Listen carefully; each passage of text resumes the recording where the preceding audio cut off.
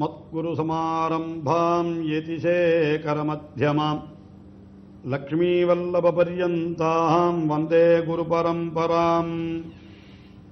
ஆழ்வார்கள் வாழி அருளிச் செயல் வாழி தாழ்வாதுமில் குறவர்தாம் வாழி ஏகழ்வாறுமுய்ய அவர்களுரைத்தவைகள்தாம் வாழி செய்யமறை தன்னுடனே சேர்ந்து.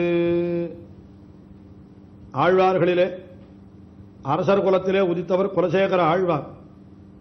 அதனால் பெரிய சாம்ராஜ்யங்களை எல்லாம் ஆளுகின்ற பெரிய பொறுப்பெல்லாம் அவருக்கு கிடைத்தது. ஆனாலும் அவருடைய மனம் அதிலே செல்லவில்லை. எம்பெருமானை அனுபவிக்க வேண்டும், அவனுடைய அடியார்களோடு கூறியிருக்க வேண்டும்.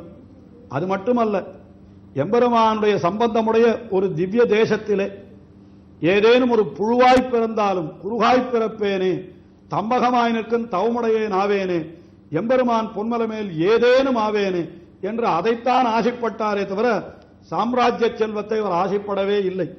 கம்ப மதையானை கழுத்தகத்தின் மேலிருந்து இன்பமரும் செல்வமும் இவ்வரசும் யான் வேண்டேன் என்றே அவர் மிகவும் வைராக்கியசாலியாய் இருந்தார்.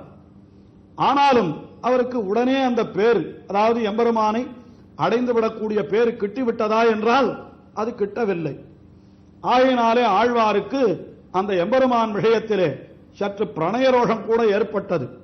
கீழே ஒரு திருமொழியிலே என்ன தெரிவித்தார்? எம்பெருமானே, நீ என்னை உடனே அனுகிரகிக்காவிட்டாலும் கூட உன்னையன்றி நான் வேறு அறியேன் என்று அதையும் தெரிவித்தார். அரிசனத்தால் ஈன்றதாய் அகற்றிடினும் என்று தெரிவித்தார். அதே போல கண்டார் இகழ்வனவே காதலன்தான் செய்திடனும் என்று நாயகனே தள்ளி உதைத்தாலும் கூட நாயகியானவள் அவனைத் தவிர வேறு ஒருவனை அறியாமல் இருப்பவளைப் போலே நானும் இருக்கிறேன் என்று இப்படியும் தன்னுடைய அனன்யார்க சேஷத்துவத்தை எல்லாம் வெளியிட்டார். ஆனாலும் கூட அவருக்கு உடனே அந்த பேரு கிடைக்காமையினாலே ஆழ்வாருக்கு சற்று எம்பெருமானிடத்திலே கொஞ்சம் கோபம் ஏற்பட்டது என்று கூட சொல்லலாம். இப்படி நமக்கு அருள் செய்யாமல், இப்படியெல்லாம் இருக்கின்ற நமக்கு அருள் செய்யாமல் இன்னும் நம்மை இந்த அரச பொறுப்பிலே வைத்து துடிக்க விடுகிறானே என்று நினைத்தவர் அந்த பிரணய கோபம் தலையெடுத்து பேசுகின்ற ஒரு நாயகியை போலே தம்மை பாவித்துக் கொண்டு பேசத் தொடங்குகிறார். அதாவது கண்ணபிரானிடத்திலே ஊழல் கொண்ட கோபிகைகள் அவர்கள் பாசுரத்தாலே இவர் பேசத் தொடங்குகிறார். இப்படிப்பட்ட ஒரு பாசுரம் இது அந்யாபதேசம் என்று வழங்க பெறுகிறது. அதாவது தம்முடைய நிலையிலிருந்து தாம் நழுவி வேறொரு நிலையிலே இருந்து பேசுவது அந்யாபதேசம் என்று பெயர். தம்மை ஒரு கோபிகையாக பாவித்துக் கொண்டார். அந்த கோபிகைகள் கண்ணபிரானிடத்திலே ஊழல் கொண்டு எப்படியெல்லாம் பேசுவார்களோ அப்படி இவர் பேசத் தொடங்கினார். அதிலே 6வது பாசுரம் இப்பொழுது நம்முடைய அனுபவத்திற்கு விஷயமாகிறது. இந்த 6வது பாசுரத்திலே என்ன தெரிவிக்கிறார் என்றால், அந்த எம்பெருமான் ஒரு கோபிகையோடு கூடியிருந்தான். ஆனால் இரவிலே அவளை விட்டுவிட்டு வெளியிலே சென்று விட்டானா. அதனாலே கோபித்துக் கொண்ட கோபிகை, நீ எங்கே சென்றாய், அங்கேயே செல் என்று சொல்லுவது போல அந்த கோபிகையினுடைய பாசுரம் அமைந்திருக்கிறது. அந்த பாசுரத்தை அனுபவிப்போம். வாசுதேவா வல்வினையேன் துயில் கொண்டவாறே இத்த இரவிட ஏமத்தென்னை இன்னன மேலிட்டகன்னு நீ போய் அத்த இரவோர் வெட்ட நாடு அறிவையரோடு வளைந்து வந்தாய் எத்தற்கனே என் மரங்கில் வந்தாய் எம்பெருமான் நீ எழுந்தருளே. மல் பொறுத்தோளுடை வாசுதேவா வல்வினையேன் துயில் கொண்டவாறே, நான் உறங்குகிற வரை என் பக்கத்திலேயே நீயும் படுத்துக் கொண்டிருந்தாய். ஒரு கோபிகை சொல்லுகிறாள் கண்ணபிரானை பார்த்து, உறங்குகிற வரை என் பக்கத்திலேயே படுத்துக் கொண்டிருந்தாய். ஆனால் நீ என்ன செய்தாய்? வல்வினையேன் துயில். வல்வினையேன் என்னால் பாவம் செய்தவள் என்ன அர்த்தம்? நான் பண்ணின பாவம் என்னால் என்ன? இப்படி உன்னை விட்டு பிரியும்படியான பாவத்தை நான் செய்யும்படியாகவென்றோ இந்த தூக்கம் வந்து என்னை மேலிட்டுக் கொண்டது. வல்வினையேன் துயில் கொண்டவாறே, மகா பாபியான நான் தூங்கிவிட்டேன். உடனே நீ என்ன செய்தாய்? இற்றை இரவிடை ஏமத்து. அந்த இரவிடை ஜாமம் என்னால் நடுஜாமம்.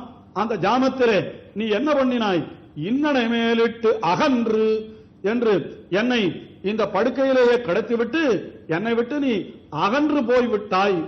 போய் என்ன செய்தாய் என்றால், அற்றை இரவும் ஓரு பிற்றை நாளும் நீ போனவன் மறுநாளாவது வந்தாயா என்றால் அப்படி வரவில்லை. அற்ற இரவும் என்னால் அந்த இரவும் நீ திரும்பி வரவில்லை, அதற்கு மேலே பிற்றை நாளும் நீ வரவில்லை. நீ எப்படிப்பட்டவன்? மல்பொரு தோளுடை வாசுதேவா என்று மல்லர்களோடு சேர்ந்து யுத்தம் பண்ணி அவர்களை அழியச் செய்யக்கூடிய திண்ணிய தோளை உடைய வாசுதேவன். வாசுதேவன் என்னால் வசுதேவனுடைய பிள்ளை. என்னால் வசுதேவர் அவர் எப்படிப்பட்டவர்? மல்லர்களை எல்லாம் அடக்கி ஆளக்கூடிய வலிமை பெற்றவர். அவருக்கு பிள்ளையாக பிறந்தபடியினாலே நீயும் அப்படி மல்லர்களை எல்லாம் அடக்கி ஆள வலிமை பெற்றவன். ஆனால் அப்படிப்பட்ட வல்லமை பொருந்திய நீ என்ன செய்ய வேண்டும்? உன்னுடைய வல்லமை எல்லாம் விரோதியான அந்த மல்லர்கள் போல்வாரிடத்திலே காண்பிக்க வேண்டி இருக்க, அப்படி செய்யாமல் நீ என்ன செய்கிறாய்? உன்னுடைய வல்லமையெல்லாம் என்னிடத்திலே காண்பிக்கிறாய் என்ற கருத்து தோன்ற மற்பொரு தோளுடை வாசுதேவா நீ என்ன செய்தாய்? அற்ற இரவும் ஓர் பிற்றை நாளும் அறிவையரோடும் அணைந்து வந்தாய் என்று யாரோ பெண் பிள்ளைகளோடு நீ கூடியிருந்தாய். ஆனால் மறுபடியும் என்ன செய்கிறாய்? நீ என் மருங்கில் வந்தாய். மறுபடியும் என் மருங்கில் என்னுடைய பக்கத்திலேயே நீ வந்து சேருகிறாய். எற்றுக்கு நீ என் மருங்கில் வந்தாய்? எதற்காக நீ வந்தாய்? என்னை விட்டுத்தானே நீ சென்றாய்.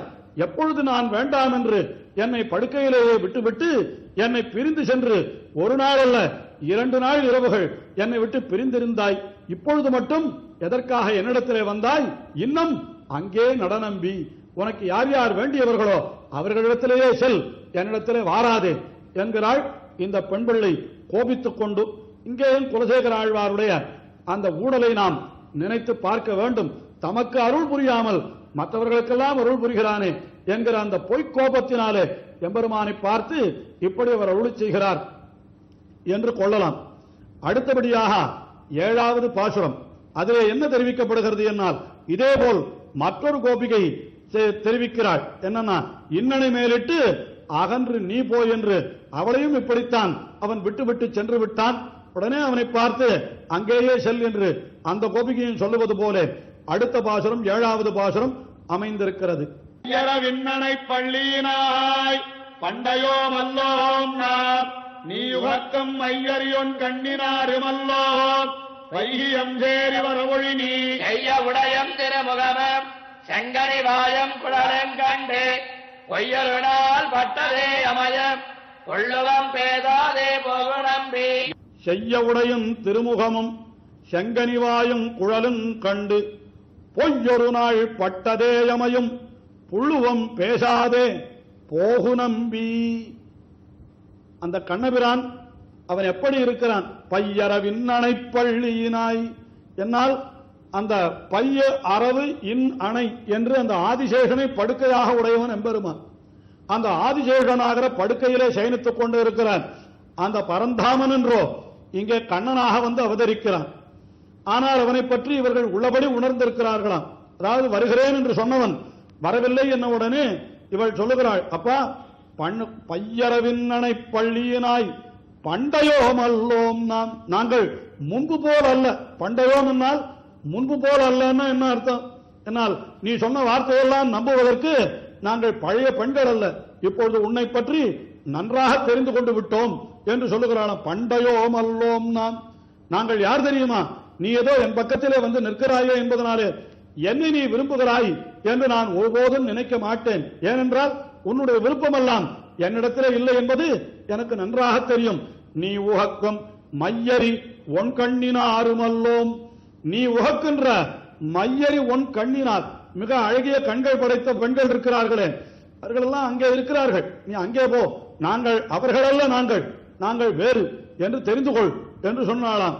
நீ உகக்கும் மையரி ஒன் கண்ணினாருமல்லோம் வைகி எம் சேரி வரவொழி நீ காலம் தாழ்த்து எங்களுடைய சேரி என்னால் எங்களுடைய இருப்பிடம் அதற்கு நீ வர வேண்டாம்.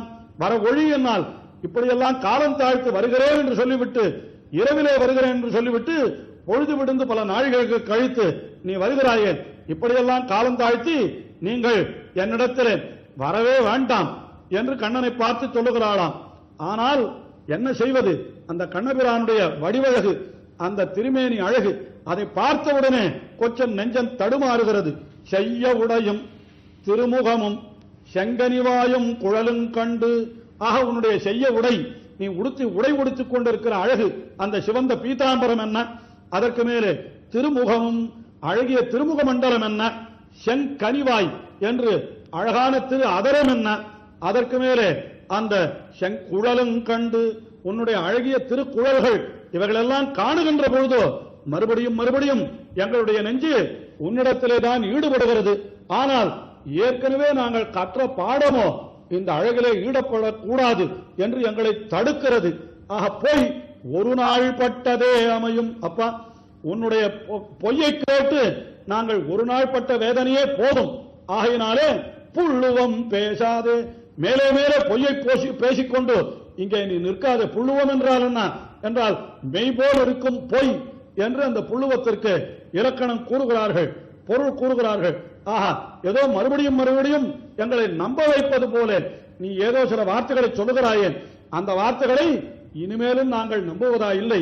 ஏனென்றால் நாங்கள் எல்லாம் பண்டையோம் அல்லோம், முன்பு போல ஒன்றும் தெரியாத பெண்கள் அல்ல. ஆகினாலே புள்ளுவம் பேசாதே, பின் என்ன செய்ய வேண்டும்? போகு நம்பி எங்களை விட்டு அகன்று விடு.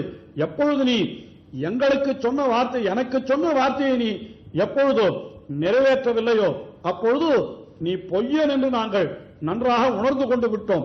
ஆனால் மேலே மேலே எங்களுக்கு நம்பிக்கை உண்டாகும்படியாக நீ இன்னும் பொய் மேலே பொய்யை சொல்லி என்னை ஏமாற்ற பார்க்காதே.